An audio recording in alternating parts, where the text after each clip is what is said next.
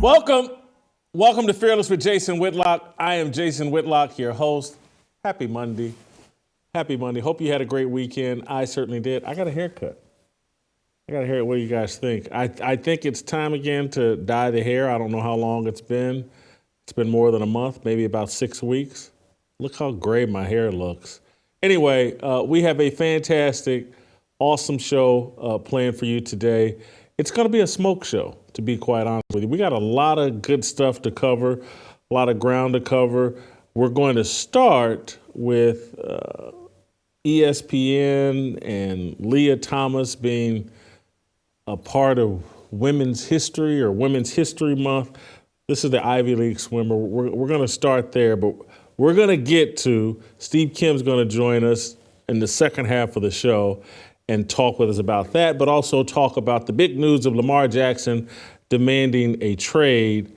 We'll also talk about a few other things with Steve Kim.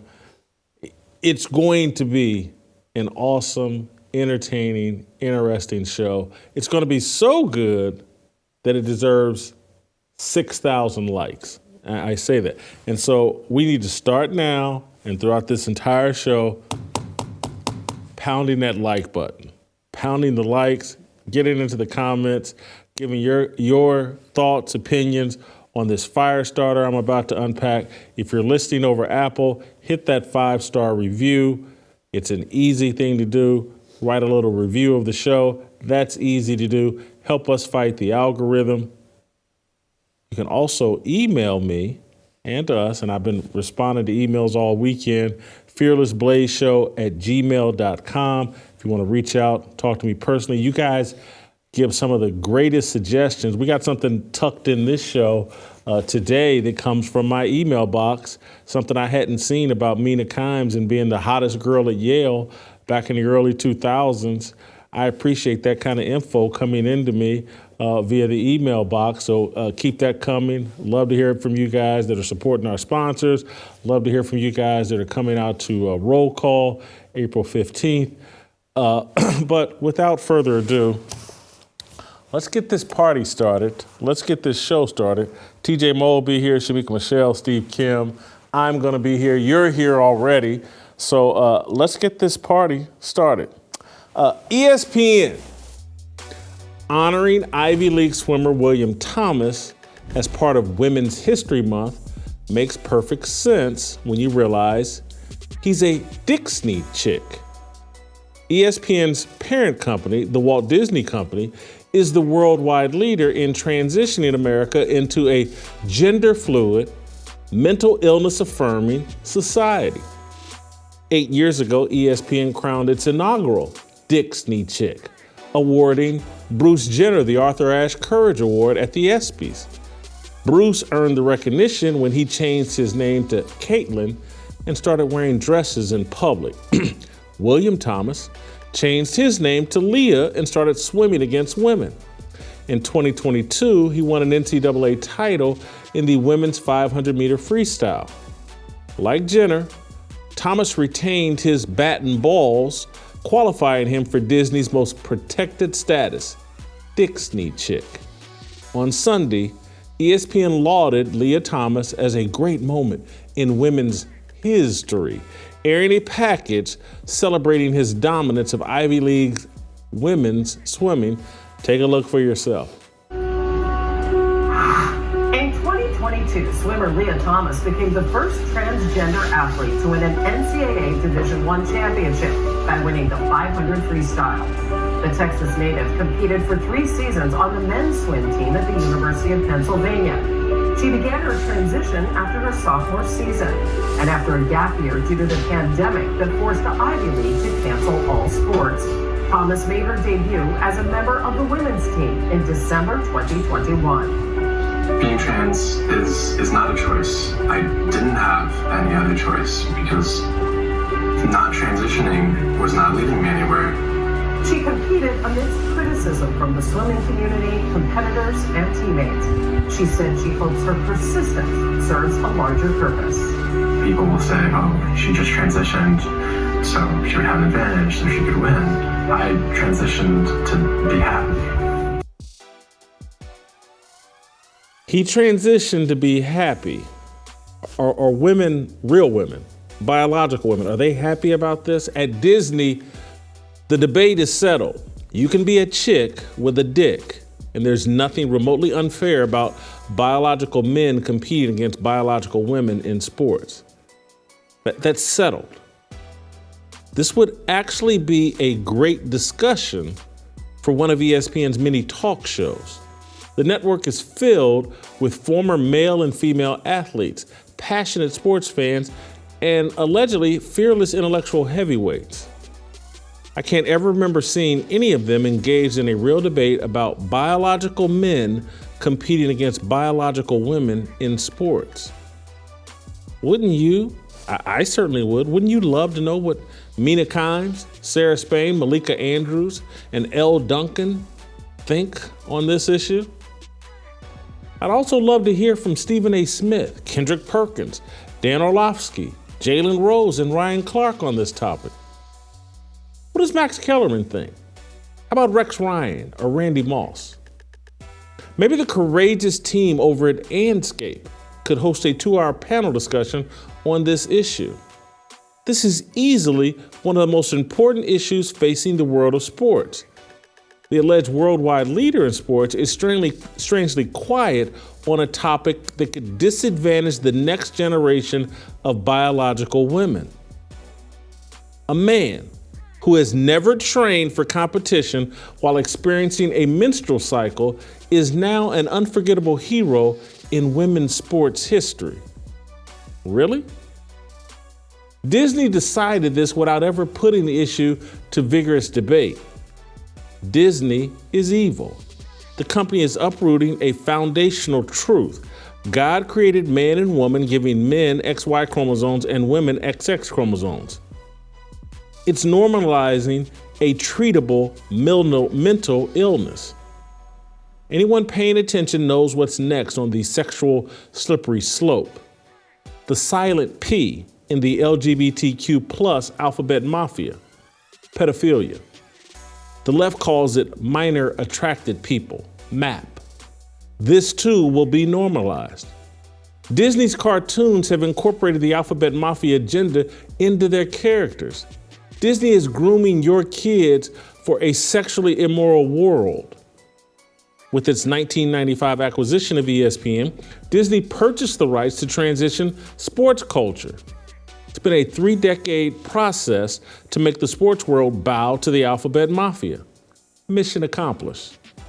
The worldwide leader in sports led us to Epstein Island, aka Disney's World.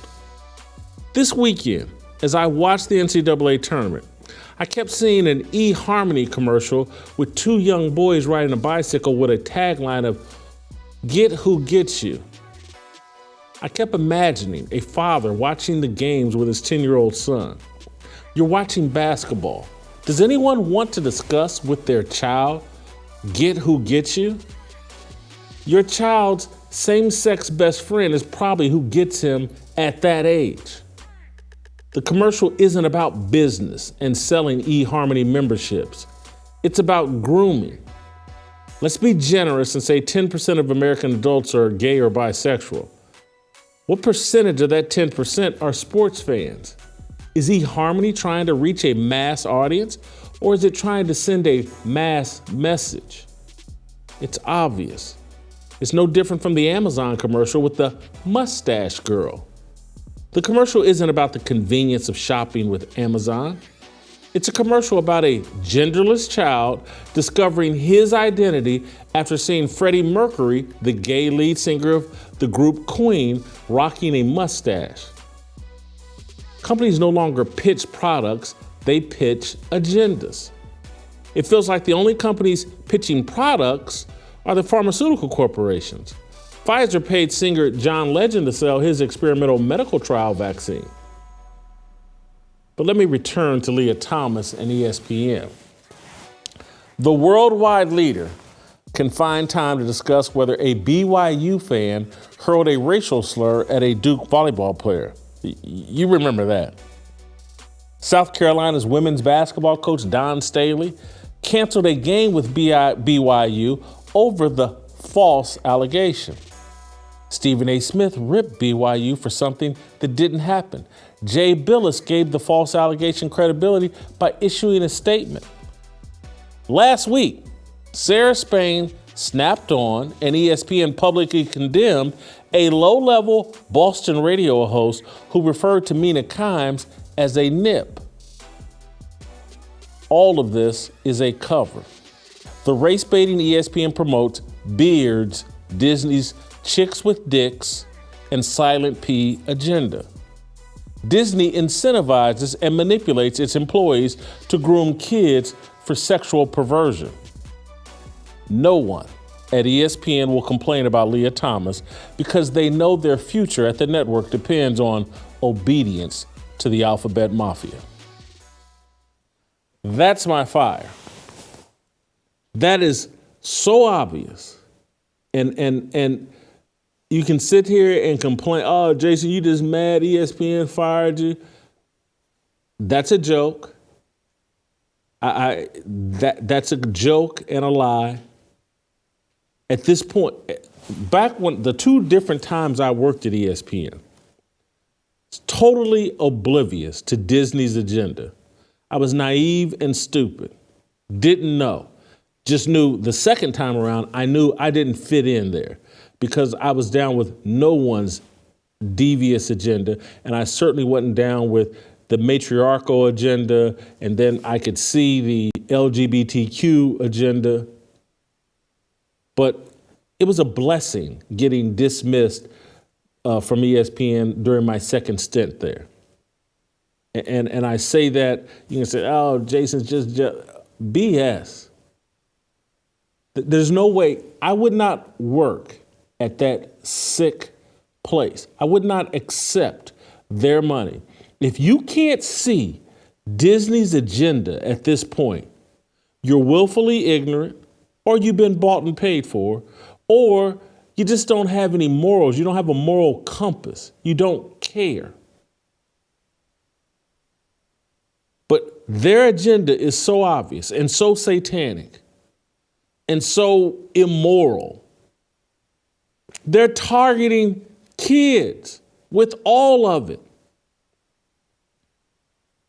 All of it. And this is all, I'm singling out Disney because it is such a powerful cultural force. But all these television networks, all these media companies are in on it. They all think, well, Disney's doing it. It's what's popular. We might as well go along to get along. I've never been a go along to get along person, ever. I never will be. I'm never going to participate in sexualizing kids. It's just not going to happen. And I'm going to stand against it. And if you have a backbone and a pair, you would stand against it too. I watched sports this weekend and they made it really hard, because I watched a lot of NCAA tournament games. They made it really hard on me with these commercials. Every time I just would try to turn the sound down or just try to ignore it. But the agenda with all these companies has nothing to do with selling a product. It's virtually all about selling an agenda that I'm just against. I don't care what adults do in the privacy of their own homes or in the privacy of their own bedrooms. I don't care. Grown folks can do whatever they want. But when I see television commercials directed at trying to seduce, induce, nudge your kids a certain sexual direction, I'm going to call it what it is. It's grooming. It's the process towards pedophilia. TJ Moe, we're going to bring in TJ first on this. TJ, we're going to roll out to St. Louis, bring in the Show Me Kid. TJ, is there anybody at Disney that can claim, at ESPN, that can claim ignorance about the agenda that Disney has imposed on all of them? Can they legitimately claim they don't know what's going on? I don't think they can. I think they know what's going on, and they just think the money's good enough that they're going to ride along with it. Well, I think that's exactly right. And Will Cain is the perfect example. He was basically chased out of there without being chased out of there. He decided to leave to go to Fox, and he was a guy that, look, I think he's fairly talented. Wasn't the most talented guy on the network, but fairly talented. Had a conservative worldview, if not explicitly biblical. I don't know if he is a Christian or not, but he tried to tell the truth, and the animus towards him was so unbelievable that he's like, this is toxic. I got to get out of here. This place is crazy. And it was not just on air. It was behind the scenes. And so he's been open about that if you listen to him talk. And so anybody who watched that, anybody who's been at ESPN for any amount of time realizes this point of view is not welcome here. This is coming down from the top. We've been instructed to have moments of silence when the quote "don't say gay" bill is passed down, right? It's that there are so many things that they've been instructed to do that is outside the purview of a normal media world. If you paid attention to media you were in it, right? I'm not saying anything to you. It's like you weren't instructed on the exact narrative you had to follow. There may be a thing here or there. If there's a lawsuit, okay, you got to stay away from this. We're getting sued. Don't talk about that today. That's now it's far more about narrative. So yeah, you'd have to be an idiot to be someone working at ESPN today, blind that there's an agenda being pushed from the top. I want to be careful because there's a lot of people over at ESPN that individually I have respect for. A lot of people, most of them, even people you'll hear me criticize. I have respect for Stephen A. Smith, and I'm very critical of him, but I have respect for him. I just want to be, I want to be fair to them, but I don't want to let them off the hook. We're watching the sports world be changed, transformed right before our eyes. We're normalizing men competing against women in sports. All of these people, from Kirk Herbstreit to Stephen A. Smith to Mike Wilbon to Jalen Rose, they all know this isn't right. And none of them will say anything. I wonder, how should I feel about them? Because I'm just Sage Steele. That's someone I like and respect. And I know that she's having or had a hard time at ESPN, but they're all still there. The money is all still good. Are they sellouts? Is it easier for me to call them out because I'm not there and perhaps I don't have the demands that they have with wife and kids? I don't know, but it is watching them sit silent as something that I know they know is completely unfair, and none of them will voice an opinion. Leah Thomas, great. I think that was Hannah Storm that narrated that piece. And I just can't believe Hannah Storm is on board with this. And I looked her up. She's Catholic.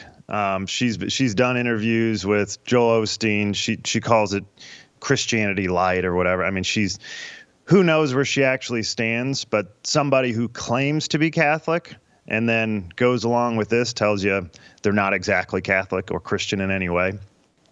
I just think there's a poll circulating today from the Wall Street Journal, and it's a 25-year poll, meaning they conducted the same poll 25 years ago. And so they wanted to see today percent who say these values are very important to them. And they did 5 different categories. And patriotism went from 70% down to 38%. Religion, what we're talking about now, 62% back in 1998. Today it's 39%. So your religion has dropped by 50%. Having children, 59 down to 30. Money's the kicker here. Went from 31% of people who say this value is very important to them up to 43. It's the only one that improved. People are less patriotic, less religious. They're having less children because it's down from, I mean, they care half as much about having children. And then even community involvement is down. So everything across the board is down, but making more money is more important. And it connects directly to religion, because what you thought once upon a time was, look, God's going to provide for us. And so money's great. Our family is very important. What we're doing right here inside these walls, me, my wife, and kids, we will get it figured out, and God will provide to us. We're going to keep seeking after his will for us, and everything else will work out. Today, people don't care about their family. They don't even think they need kids. Many people, if you go talk to the feminists today, it's the can't remember her name, Gloria, whatever. Women need a man like fish need a bicycle, and they think they don't need religion. They don't need God. So, well, if you don't think you need God, you have to provide for yourself.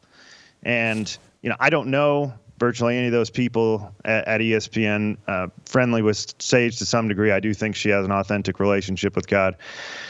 The others, if you're not a real believer and you don't believe that God's going to provide your next meal for you, whether you're on camera at ESPN or not, yeah, of course you're a sellout, right? You'll do anything for money, definitionally, because you can only count on yourself.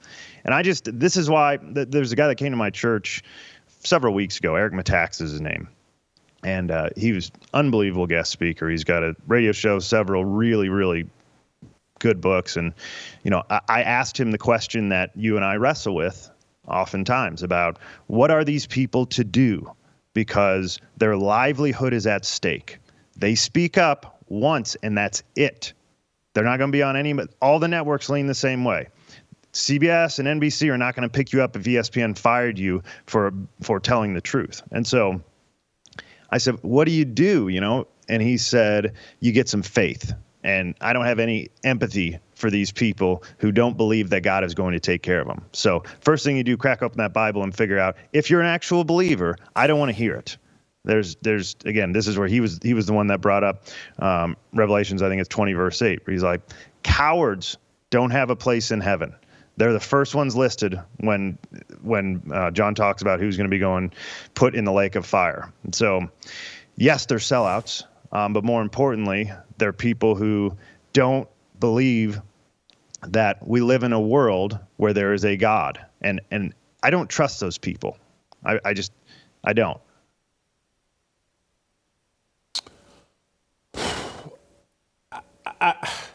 It is for me.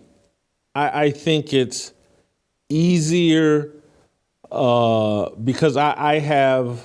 This will sound arrogant, but I'm just being honest. It's like I have a unique talent and skill set, and so I feel very confident that I can figure out a way to provide for myself and have been doing that. And this is me walking away from Fox Sports and stepping out on my own, 3 years ago, and under the belief of, trust me, I got a unique skill set. I'll figure out a way to provide. And not everybody has that. Again, I talk about Mina Kimes and so hey, doesn't have a real talent. They got her on TV talking football. She knows that she's being done a favor. And so when she thinks about, I'll go someplace else, go where and do what? Now, I mean, she's a Yale graduate. She could do things outside of TV, but you fall in love with the camera and fall in love with being a pretend football expert. That's hard to give up. You're celebrated. Your whole family thinks you're the greatest thing in the world. Your friends do. And so there's just a lot of people like that. Eddie is, take the Stan Verrett guy who loves criticizing me. He has no value outside of being a broadcaster for ESPN. No one cares about his opinions or anything like that. So what do you, and I hear you got to have faith, and we've had the decrease in faith in America and the increase in faith in money or belief that money can fix all your problems. But what do you tell someone who's 45, 50 years old that all they've known how to do is, talk in front of a camera and repeat some highlights that are in a teleprompter. And again, Hannah Storm's made enough money. She should be in position to walk away. But what do you tell people what are they supposed to do? You tell them, if you're a Christian, that the Lord will provide. And that's the end of the story. If you need more than that, then you're not an actual believer. And that's the truth. There's nothing I can tell you to convince you, okay, trust in God, but also here's our plan over here. The Bible says in his heart, a man will, I can't remember how it goes exactly, a man will plan his way, but the Lord will direct his steps. So you come up with all the plans you want. TJ Moe doesn't have a good answer for you. I know that for sure. But I do know that the Bible says the Lord will provide. If you look at the lilies in the field and the birds in the air, God's providing for them. Are you not much more important than they? That's what Scripture says. So he says, stop worrying. Worrying about today will not add one single hour to your life. That is Scripture. And so I don't tell them anything. I tell them to read the Bible. If you read the Bible, that's where your comfort comes from. And so if you're willing to lie to everyone, and I'm just telling you, particularly Hannah Storm, to narrate that is embarrassing. That is worth resigning over. I'm not reading this. If you got to fire me, fire me. I'm not doing it. I'm telling you that Hannah Storm, based on the stuff that I read about her, seems like a feminist to me. And I've been stewing on this for a while. Feminists led us to this point. They are the first people to tell us there's no differences between men and women. And it turns out there are consequences and unintended consequences when you step out of God's natural order. And you say there's no difference between men and women. In fact, if anything, women are superior to men. This is what the feminists have been telling us, certainly at least since the third wave, starting in the 1990s, right around the Clarence Thomas stuff with Anita Hill. All the Me Too movement now has put that on steroids, is trying to put women in power. Once upon a time, it was, let's just get women to vote, and we deserve a voice too. And they've led us to saying that there's no difference between men and women, and actually women are superior. The matriarchy is better. We have videos of that all the time. So feminists have led us here today where how could you possibly get them into a position where they can say, hey, this isn't fair? Because their entire house of cards is built on women are actually better than men. They've never acknowledged the difference. And if you open the door to saying, well, men are actually better at this, well, now we can have a discussion. What else might men be better at? Are they better leaders? Should they continue to be the president of the United States instead of women? Should they be the pastors in churches? Should men be leading the household? These are all conversations these feminists don't want to have. So if you step out of bounds here, you got to step out of bounds there, and they're not going to do it.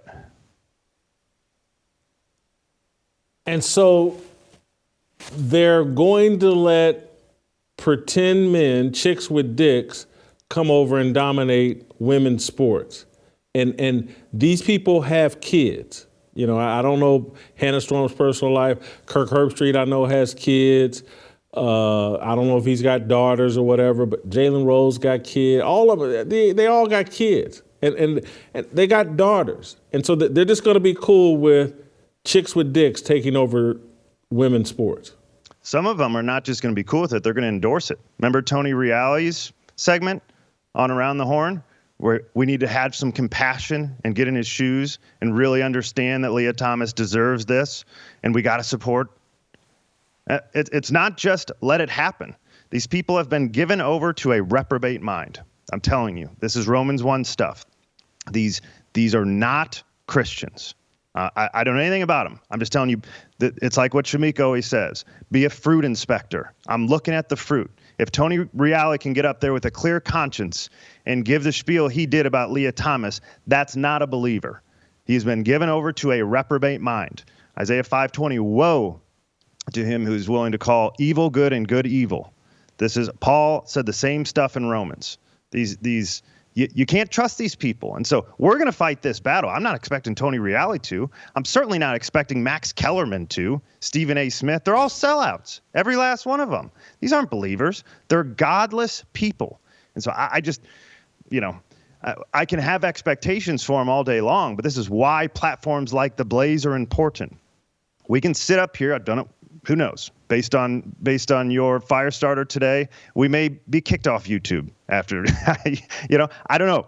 I do not know. I know having a platform like The Blaze is important. I know our Fearless Summit is important because somebody's got to say this stuff. But I'm not expecting these idiots who've been given over to a reprobate mind because they have turned their heart against God. I'm not expecting them to speak up. It ain't going to happen.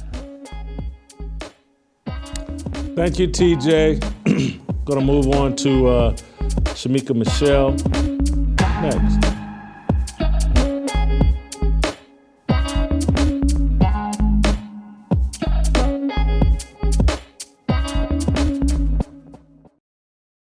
Atheists, the secular world, the culture uses our imperfection, our sins to shut up. You can't stand on truth. And if all it was imperfection, it eliminated us from standing on truth, this would be a very quiet place. I'm trying to be as loud as I can and as transparent as I can to try to inspire other men. We know you're imperfect. You know you're imperfect. God's grace and mercy gives you the right to stand on his truth and to speak that loudly into the culture, and we have to do that. You can look around and say, these guys have taken over everything. They own the CDC, the NIH, they got the president. Is transgender surgery for children? Colleges today are nothing but leftist indoctrination centers working fully against the Bible. What's the alternative? So you're gonna stop fighting today and you're gonna let the government raise your kids?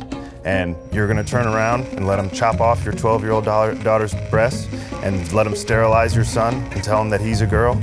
And you're gonna let them make the Bible hate speech? You're the last line of defense here, because nobody else is gonna do it, and God's gonna walk with you. This is literally worth dying for. Absolutely. I'm telling you, so it's like everybody, that's a nice little metaphor. This is it. If there's a hill to die on, this is it. The Overton window has been moved right in front of our children's bedrooms. And there are all types of people that are trying to climb up in the ladder.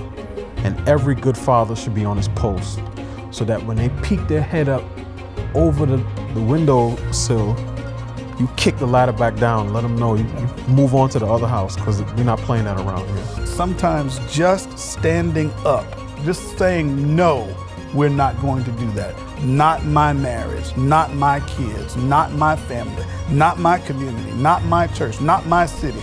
Just declaring that's victory enough. In prepping his disciples, he tells Peter, he's like, listen, Satan desires to sift you as wheat, but I've prayed for you. We're gonna face some ups and downs in life, and we're not gonna always get it together. But if we stay on the path, if we stay chasing after, running after Jesus, running after his way, he's even praying for us. Now, I like it when you pray for me, Jason and TJ. I appreciate that, but to have Jesus pray for me, that makes me feel pretty good. When you make it through this sifting process, go back and strengthen your brothers. So we all have a responsibility as men. Once he's delivered me through this, I have a responsibility to go back and bring some other folk out. You do a roll call to just let people know you're not alone, be confident in your positions, and we're gonna inspire you. We're gonna eat, fellowship, listen to some music. It's gonna be the first of many roll calls that we do. So we're looking for soldiers. We're gonna put out our best recruiting pitches for soldiers.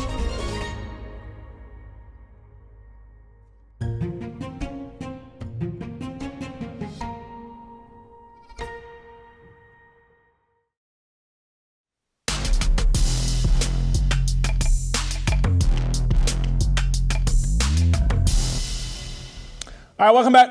Let's roll out to North Carolina, get a woman's take on Leah Thomas and ESPN, making him a part of Women's History Month. Shemeka, I in my mono and column arguing that all the racial stuff that ESPN does is just a cover-up for the real agenda. Hey, we're gonna let Stephen A. and you guys talk all this racial stuff and Mina Kimes so you can feel like you're really out there fighting a good fight. And so you won't say anything about this sexual perversion agenda that that's our real agenda, and you're providing cover for our real agenda. And it just, as a black person, it pisses me off that we would sit up and hold a debate about a BYU volleyball player perhaps getting a slur yelled at her, or a Duke volleyball player getting a slur yelled at her, but we'll have no discussion about a man with balls competing against women in sports. Are these people really that blind and that stupid that they can't see they're just being used? Jason, I don't know if they're that blind or that stupid, but they are definitely that weak.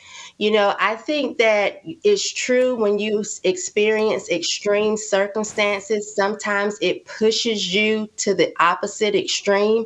And that's where I am now.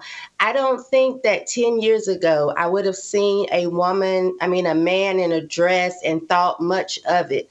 But now, after watching men get awarded as Woman of the Year and them actually saying, trans women are women, and watching a male athlete get to participate with females and people promoting it, I'm to the extreme now. And I want everyone to get to this point that something just happens in their life that drives them to have to speak out. Like, I'm imagining straight men sitting in the strip club, and as they watch this person twirl around the pole, and as they're making it rain, that a pair of glittery balls just come out and slap them across the cheek, because we have to start to stand up. And I did a diss rap to Trick Daddy some years ago, and there was a line that I said in there that said, I think you'd rather suck your bros with the smell of scrotum in your nose. And that's what I'm seeing from these men at ESPN that would actually get on TV and talk about race, but won't actually say anything about this that is wrong. Either you're just a weak man or you're excited about the open door, because how could you not have something to say about this? You're ready to be a sack sniffer if you don't see that this is wrong. So I don't know if they're stupid or if they're just applauding that this is happening and they're excited about it. And for William Thomas, I hope that the next time he jumps in a pool, his nuts are so heavy that he sinks, because I'm just tired of this, Jason.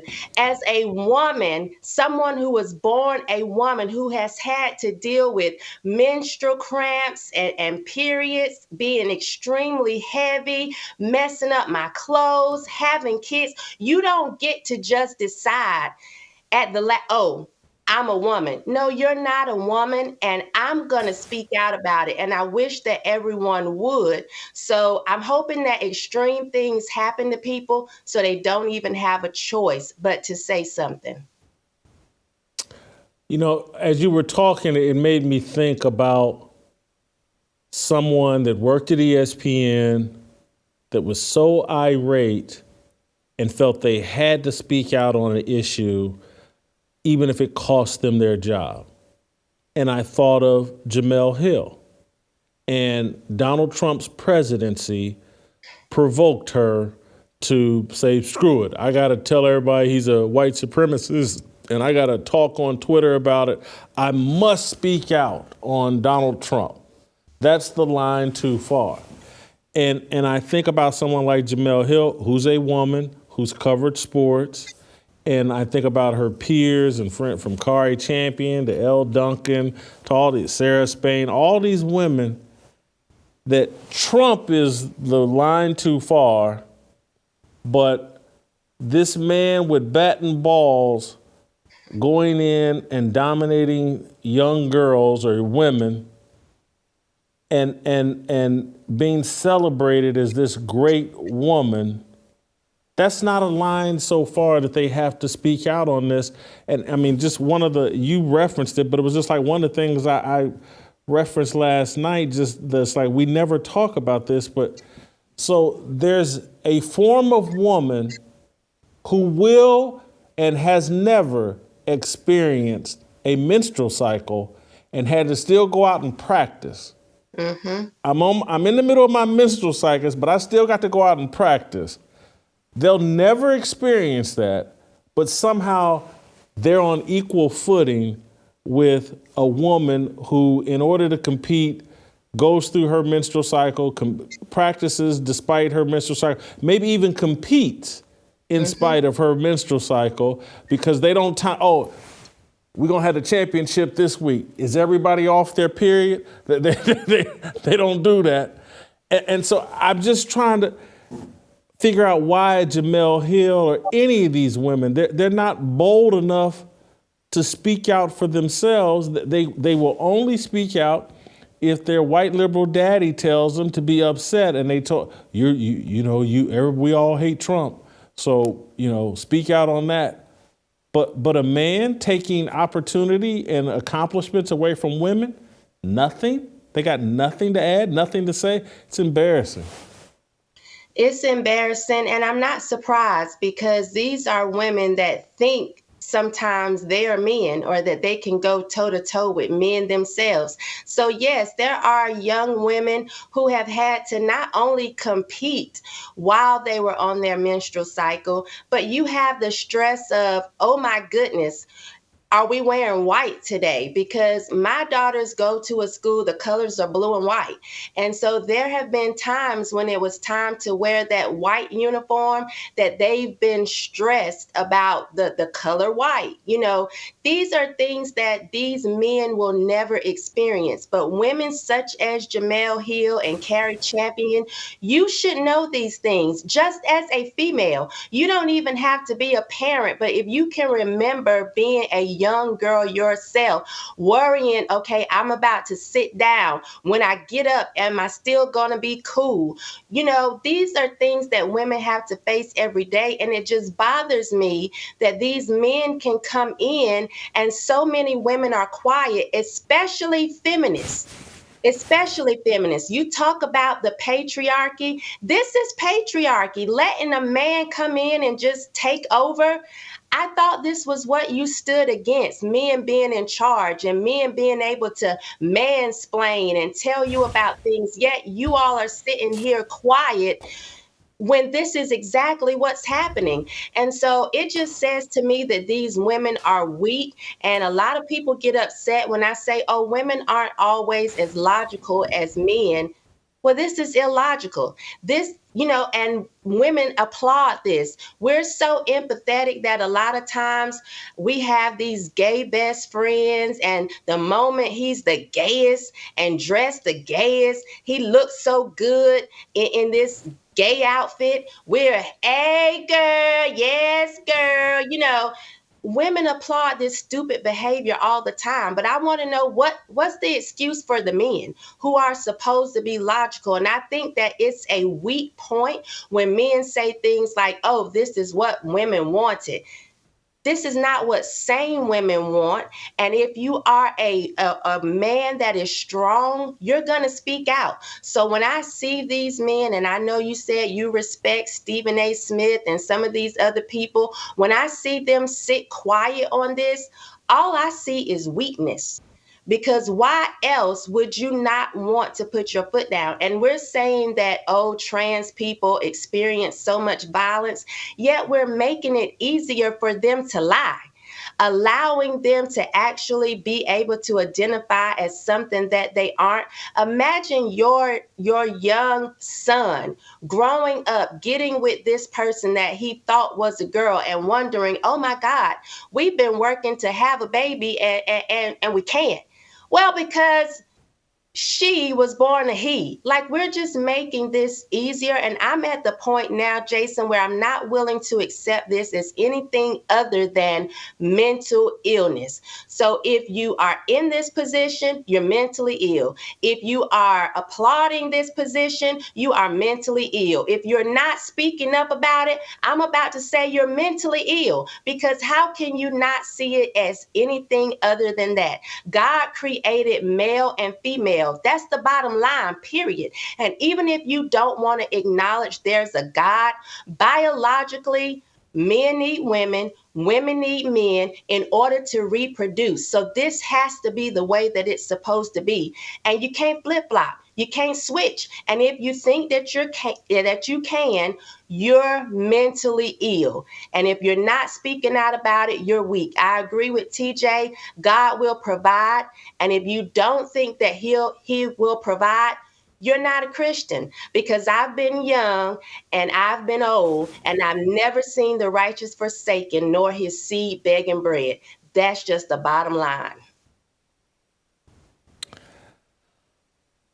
This is bigger. This next question is broader than just Leah Thomas, because for me, I don't watch a lot of television. Sports compels me to watch TV. And so the NCAA tournament's on, and so I'm watching TV to watch these games. And obviously I do it on Sundays during football season and NBA playoffs or whatever. But I've been amazed at the commercials that they're stuffing down our face.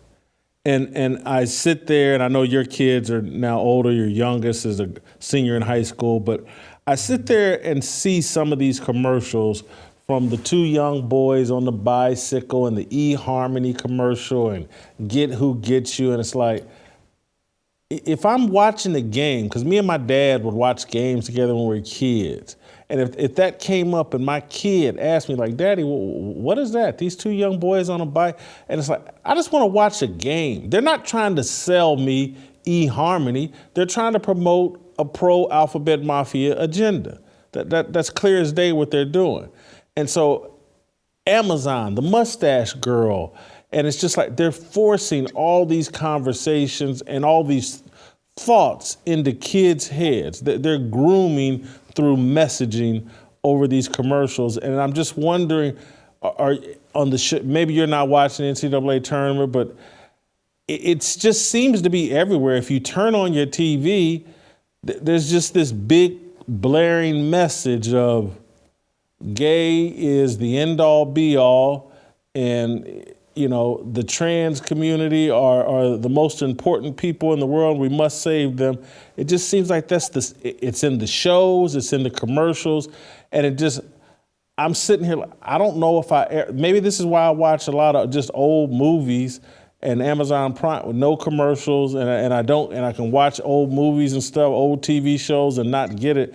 But I literally left and was like, I got to figure out a way that I can watch these games without any of the commercials. They need to offer that. Let me pay to not be inundated with the messaging. It is everywhere, Jason. And I was watching Empire about 5 years ago. This was a show that came on Fox at 8 p.m. This is the same time the Cosby Show used to come on when I was young. So I was sitting there watching this with my children, and I remember a scene when one of the guys walked in and he saw his boyfriend kneeled down in front of another man whose pants were unzipped. And I was livid because I'm thinking, it's 8 o'clock. This is the same time that the Cosby Show used to come on, and my mother never had to worry about explaining such a lewd scene that, to me, during this time of the night, it wasn't like this was, HBO or Cinemax and it was 12 o'clock at night. It was none of that. This was the time that you would think you should be able to sit down and watch TV with your child. But not only did I see this, and thankfully, yes, my children are older, I have a bonus son who now I have to worry about shows like Blue's Clues, pushing this type of foolishness on kids. It is definitely everywhere.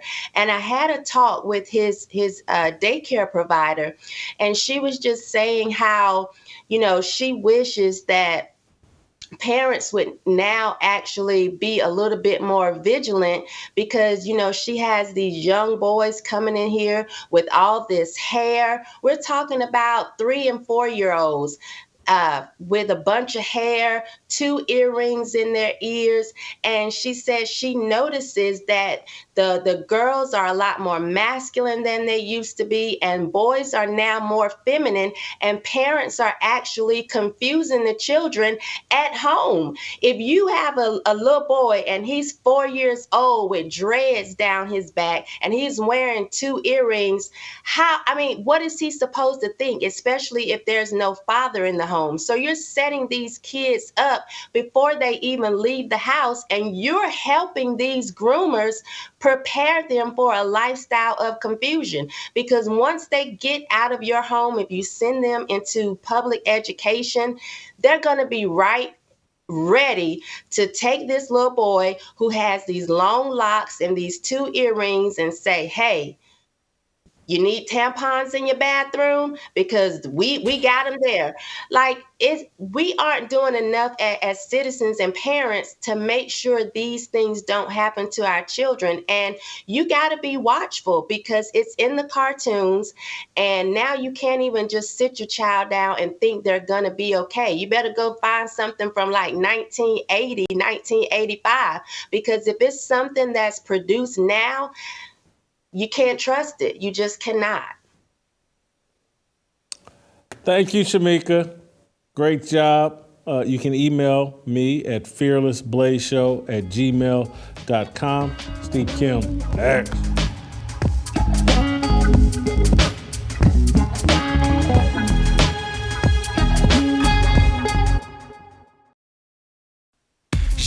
모두 다 빨리 박수 쳐 기다리지 말고 서둘러 Reason that I'm back is to feed you raps I see that you are 배불러 So fly All right, welcome back. Before we get to Steve Kim, I do want to add a small little tweak correction or information to the discussion. We have found a tweet from early in March where Sage Steele at ESPN had tweeted out a complaint about what's going on with Leah Thomas and the swimmers.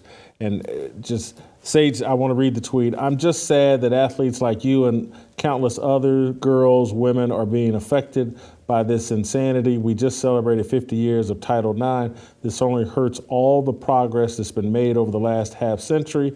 And I find it indefensible that all women aren't taking a stand. That was Sage Steele, I think, tweeting at the Riley Gaines, the University of Kentucky swimmer that has complained publicly about Leah Thomas. So hat tip to Sage Steele. She's the only person over at, I get no pun intended, but she's the only person over at ESPN with a pair of balls to say something about this. Hats off to Sage. I respect that. Let's go out to the Korean Cosell, get his take on this, and then we'll also get his take on a few other things, including Lamar Jackson's contract demands. But Steve, your thoughts on Leah Thomas as a great moment in women's history as determined by ESPN and Hannah Storm lending her voice to it. It's funny. Sarah Spain and Mina Kimes and Bomani Jones, all the social justice warriors won't touch this, but ESPN has decided chicks with dicks are fine competing with women in sports and has decided that Leah Thomas is a woman without any debate. It infuriates me and pisses me off.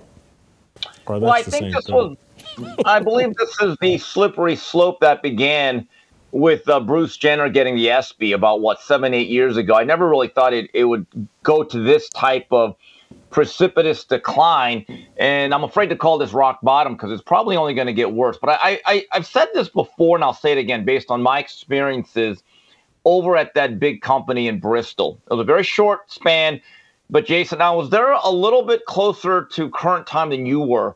And I believe even from the time that you were there and your second departure, the climate of that company with Disney in charge, I think really changed. That was not the work environment or the climate of Tom Mees, Chris Berman, and Gail Gardner.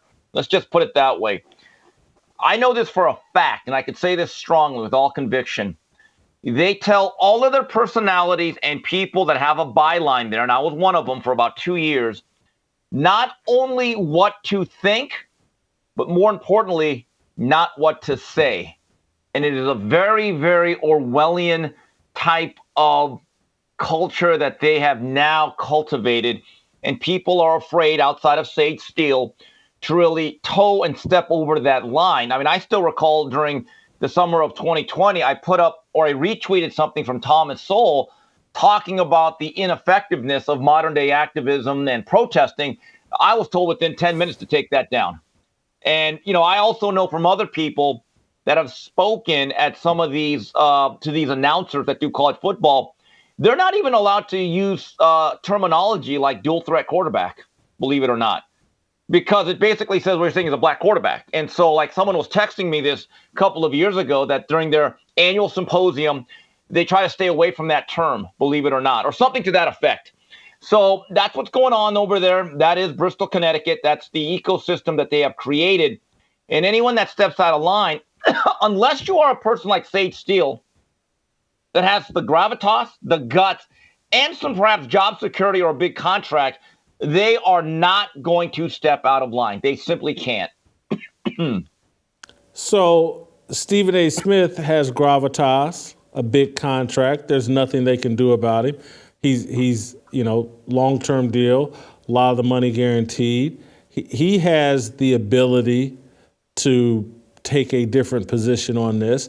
If you can sit on your show and debate whether some Duke volleyball player got called a name at a volleyball tournament at Brigham Young, you can't hold a discussion about whether men should be competing against women in sports. That seems like one of those issues is a fundamentally important topic, and the other one is nonsense. Yeah, you make a good point there. But again, I think going against that particular agenda would almost be a fireable offense. And let's be honest about guys like Stephen A. Smith. They have earned their position. They've gotten a big contract for a reason, and they'd like to keep it. Look, no matter what type of job security you have or the options that exist outside your current employer, I believe guys who are very content with their role, they want to keep that job. They don't want to rock the boat. And the other thing is, too many people, in my view, in our profession, they pander and placate to the masses. They do this performative wokeness where they don't give their own opinion. They try to gauge the temperature of their Twitter or Instagram followers and then base that opinion on, I think this will go over well, not just merely this is what I think. And I think there's a fundamental dishonesty that takes place with a lot of media personalities when they give an opinion, because they are not actually giving you what they truly feel, but they are trying to really raise their own popularity. So, and I had this conversation with TJ Moe. It'd be good to have it with you. Let's say you're not Stephen A. Smith, but let's say you're Kendrick Perkins and you're making, I don't know what they're paying Kendrick, maybe anywhere from $500,000 maybe to $1.5 million dollars. Is that enough money to keep you quiet on this issue and not rock the boat and just, hey, I'm going to talk about ESPN stuff and I'm on a race bait over here and I'll leave this other stuff alone? Yes. For a guy like Kendrick, who's kind of in that middle area, he's not a Sage Steele, certainly not a Stephen A. Smith. He can't really carry his own program. He's part of an ensemble, and you can judge how good or bad he is. Everyone has their opinion. But a guy like him certainly cannot step out. No. And I don't know if he has the wherewithal to say, you know what? I'm Kendrick Perkins. I'm going to build my own brand, and I'm going to go out and build my own platform and be independent. Most people actually don't want to. I give a lot of credit to the Joe Rogans, the Pat McAfees, what you've done here, to be able to say, you know what? Let me get out from under this safe cocoon, step out from the umbrella, and take a risk, because it does take some guts. But I want to go back to this, to all the females like a Sarah Spain, Mina Kimes, that push female empowerment, how women's sports needs to be taken seriously, how they deserve equal type of exposure. They deserve, in many respects, more money. And they're every bit the athletes that males are. By not speaking up about this at all, not one word, I mean basic radio silence, it destroys their whole argument that they themselves don't even believe what they espouse. I want to make the question a little harder. If you were at ESPN making $500 to $1.5 million, and they put a script in front of you that you had to celebrate Leah Thomas as a great moment in women's history, what does Steve Kim do? Probably not. I made the decision to leave ESPN. Of course, I wasn't making $500,000 either, to be fair. But there comes a point in time where I have a hard time pushing that. I just don't believe in it. And again, that doesn't make me anti anything. That makes me pro-truth. I don't believe I fit in at a corporate place. I just think there's so many agendas. They force it down your throat. You become Pinocchio to their Geppetto. And that's a bad way to make a living, in my view. But again, I live within my means, too. That's the other thing. A lot of these guys live a lifestyle where they are wholly dependent on their job. So there is that saying, do you work the job or does the job work you? You make an excellent point. You don't try to live like a rock star. It's easier to walk away from ESPN and from those golden handcuffs. Steve, I want to switch up to the biggest sports story going on today. Lamar Jackson has announced that he's asked for a trade. I think he put out a tweet. I think we have the whole thing. A letter to my fans. I want to first thank you all for all the love and support you consistently show towards me. All of you are amazing, and I appreciate you all so much. I want you all to know not to believe everything you read about me. Let me personally answer your questions in regard to my future plans. As of March 2nd, I requested a trade from the Ravens organization, for which the Ravens has not been interested in meeting my value. Any and everyone that has met me or been around me know I love the game of football, and my dream is to help a team win the Super Bowl. You all are great, but I had to make a business decision that was best for my family and I. No matter how far I go or where my career takes me, I'll continue to be close to my fans of Baltimore Flock Nation and the entire state of Maryland. You'll see me again. I think Truz, let's stay connected, subscribe to my fan page. So that's Lamar Jackson's statement. One of my first thoughts, being a journalist and a writer and just someone who's been questioning, Lamar, man, get an agent. Don't take all this stuff personally. Remove yourself from the equation. And so I look at the statement and I just look at the poor grammar in the statement. And I just go, this isn't professional. And there's no one in Lamar's camp who can proofread a tweet that's going to be read and talked about and discussed everywhere. There's no one in his circle that can proofread this and say, hey, Lamar, let's clean up the grammar here, make sure we're expressing exactly what you want to express. Can't do that. And so, and I know there are people out there, it don't matter and blah, blah. Everything, when you're trying to be the highest paid player in the NFL with the most guaranteed money, you have to represent yourself as if you're flawless, you're everything about, and he's not doing that with this type of tweet and this type of action. This whole thing seems personal to me. And it seems like to me that the media, and this is what I said the day of his draft. I said this on the day of his draft. When Deion Sanders treated him on draft night like he was a victim because he went at the end of the first round. When everybody's treating you, everybody in the media is treating you like a victim and that you're being exploited, eventually you're going to see yourself as a victim and you're going to see the glass as half empty rather than, hey man, Baltimore built their entire organization around me. A bunch of teams thought I wasn't a quarterback. Baltimore did, built an offense and a system around me. Man, Baltimore has been great for me. Again, take yourself out of that victim mentality and have a more realistic approach. Lamar, listening to the media choir, listening to social media, believes he's a victim, and Baltimore hasn't met his value in his mind. And so this has all been inevitable from draft night on, that eventually, and I loved all the things Lamar was doing before this whole contract dispute played out the last year and a half with no one cares, work harder and all that other stuff. But eventually he was going to fold to the song the choir was singing. And the choir has been telling him, you're a victim, Lamar. They're mistreating you. And he's bought what the choir's singing. Jason, I say this as someone that has numerous edits that need to be made on whatever he writes. I had a lot of typos in my Twitter. But yes, I don't expect him to be Edgar Allan Poe, but I'm not quote if that Raven. He needs to hire at least a copy editor. We already talked about him needing his own Jerry Maguire.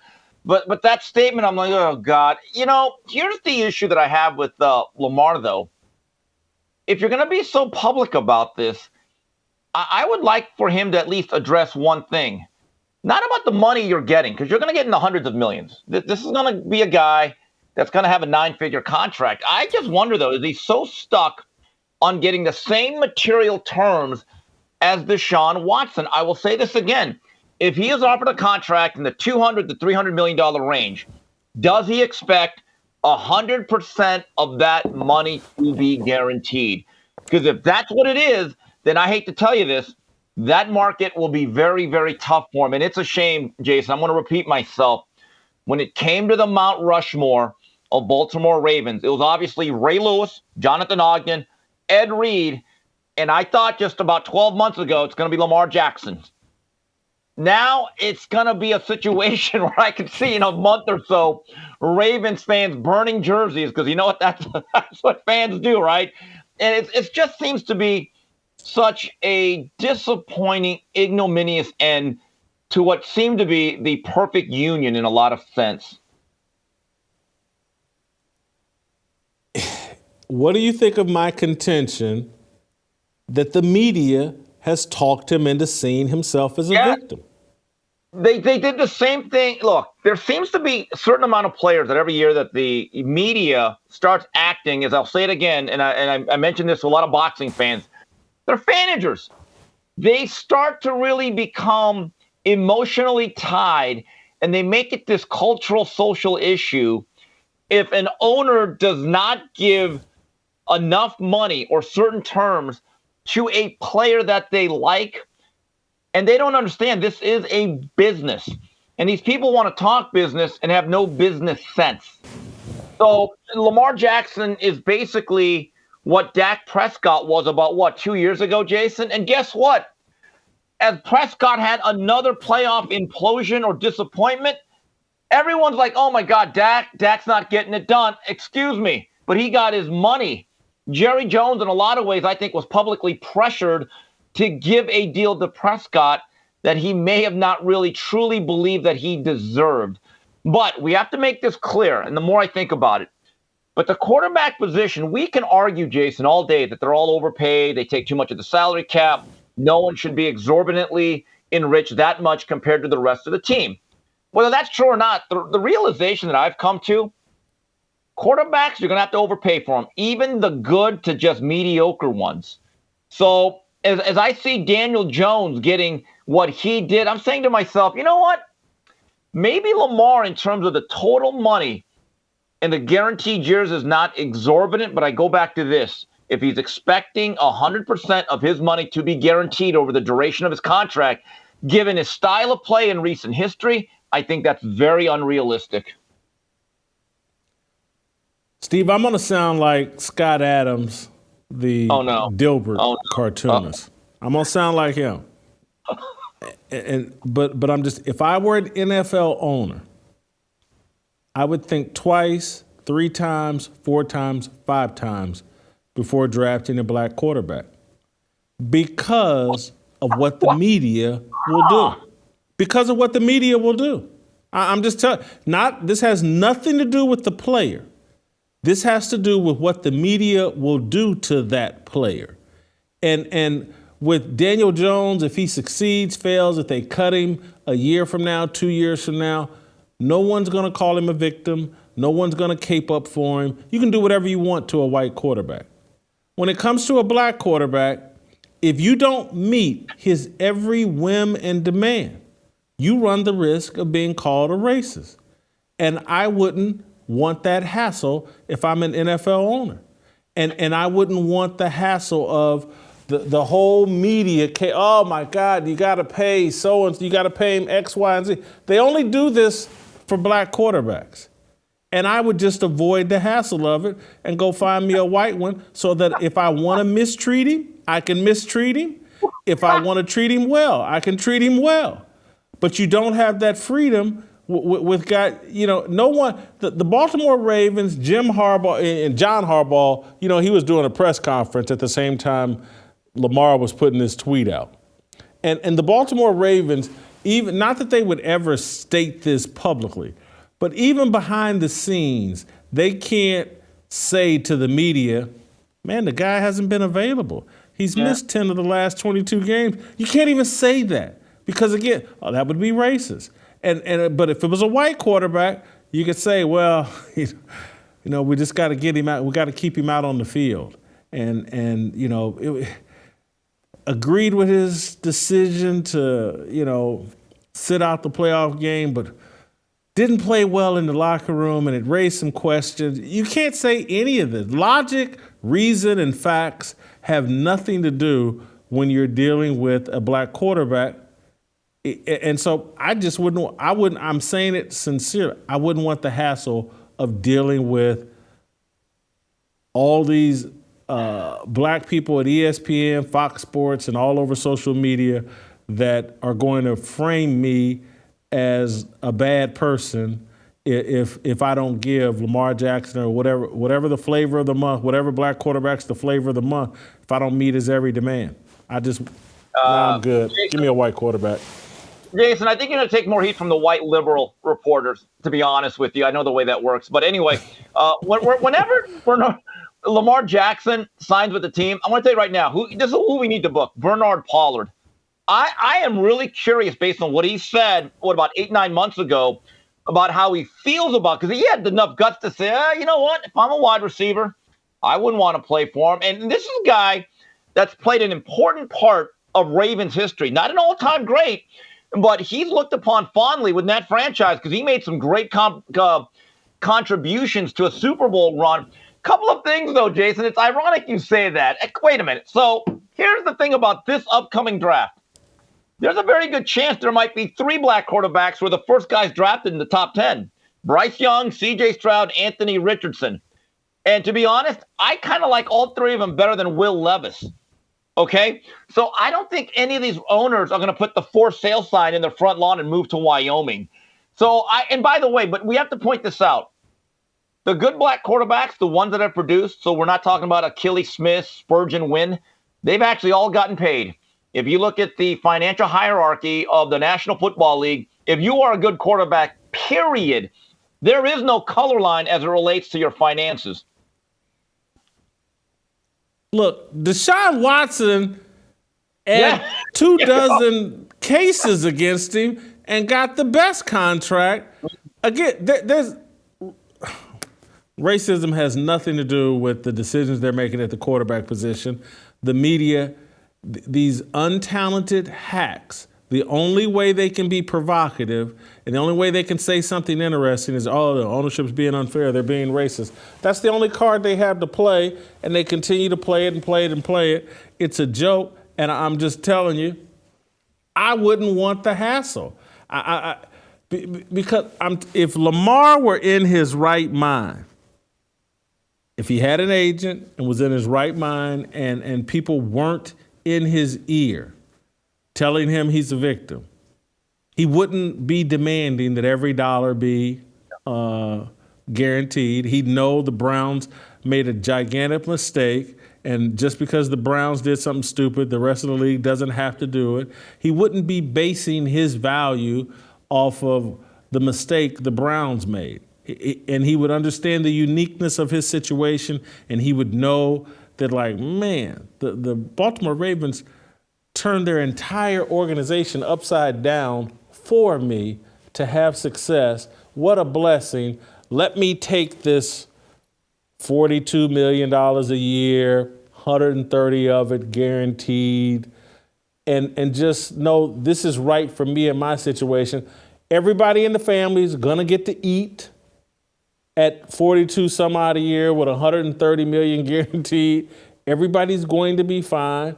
And if Lamar in a year or two, proves that he's durable and sustainable, he'll be right back at the table again, getting even more money. But he's not. He's been turned into a victim. Jason, if I'm not mistaken, the National Football League has a provision that their agents, the maximum, and again, it's not the minimum, but it's the maximum, can take 3%. So I'm just wondering, did that saving of that 3% cost them a lot more than what having maybe a Lee Steinberg may have cost them? I mean, it's not like boxing where a manager by law can take up the maximum of 33%. Okay, I'm just wondering, did that 3% actually cost them a lot more? And I don't mean just monetarily, because then that is important. But again, certain players belong in certain cities with certain franchises because they fit there, they've made a home there, and now the for sale sign is out. And I find that extraordinarily sad for him and the city of Baltimore and the franchise. Great point about the 3%. Glad you entered that into the record because, he may save that 3%, but cost himself what cost? 15%. Yeah. And damage his off-field, if he wanted to do commercials like Baker Mayfield, every other commercial featuring Lamar Jackson, he may cost his reputation, the whole 9 yards. It's not smart what Lamar Jackson's doing. I want to move on to Memphis. Again? This is a college basketball story. Jeez. That fits in with my whole women's or Leah Thomas story in terms of what ESPN is allowed to talk about. And they're allowed to talk about Rachel Robinson, I believe, is the Duke volleyball player, and she allegedly got called a name at a BYU volleyball match. And Stephen A. Smith got 2 episodes of First Take, or two different segments about her on First Take. Don Staley, won't play a game at BYU and made this whole big public stink about, this volleyball player got called a name. Now, it all turned out to be untrue, unsubstantiated, but you can talk about that. Yeah. But a Memphis women's basketball player named Jamara Shoots or whatever, cold cocks a white girl in the handshake line of the women's knit tournament. She's been charged with assault. No one of this won't be on First Take. No one of the ESPN's talking about it. She punches a girl in the handshake line. She's been charged with assault, but let's not discuss it because this is a black girl who's punched a white girl. We know It would be a major topic on ESPN if it was a white girl punching a black girl. This is on the heels of Juwan Howard a year ago, black basketball coach at Michigan, punching a white coach in the post-game. It's won't be talked about.